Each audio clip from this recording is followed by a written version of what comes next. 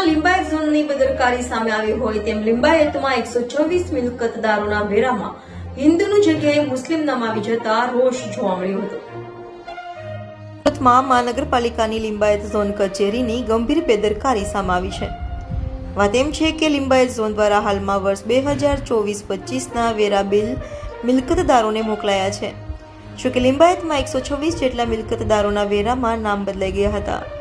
હિન્દુ મિલકતદારોના વેરામાં મુસ્લિમ નામ આવી જતા મિલકતદારોમાં રોષ જોવા મળ્યો હતો અને ઝોન કચેરીએ પહોંચી ભારે વિરોધ કરી તાત્કાલિક નામ બદલવા માંગ કરાઈ હતી।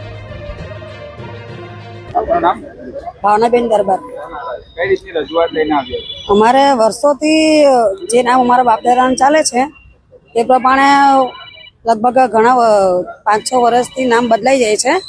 હમણાં 3 વર્ષ પહેલા પણ કોઈ રાણાનું નામ આવતું હતું વેરા બિલ પર, અને પ્રોપર અમારા નામ આવું છે અમારા પપ્પાના કે અમારા બાપ દાદા પણ તે નથી આવતા, અને અમુક વખતમાં નામ ચેન્જ થઈ જાય છે।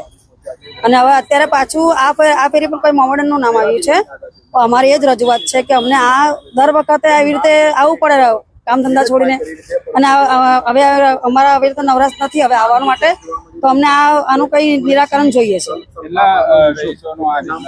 આ 126 રેલ રાહતમાં 126 મકાન છે, પૂરેપૂરા 126 મકાનમાં આ રીતનું નામ બદલાઈને આવ્યું છે।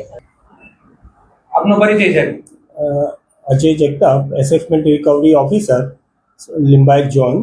આજે આ વખતે જે રીતે હિન્દુ મિલકતધારકોના નામની જગ્યાએ મુસ્લિમોના નામ આવી ચૂક્યા છે, વર્ષોથી તેઓ રહેતા હતા ત્યાં, કઈ રીતે ભૂલ થઈ છે અને શું બાબત છે? એ રેલ રાત કોલોની બાબતમાં આવી કંઈ ભૂલ થઈ છે, મારે ગઈકાલે ધ્યાને આવેલી છે।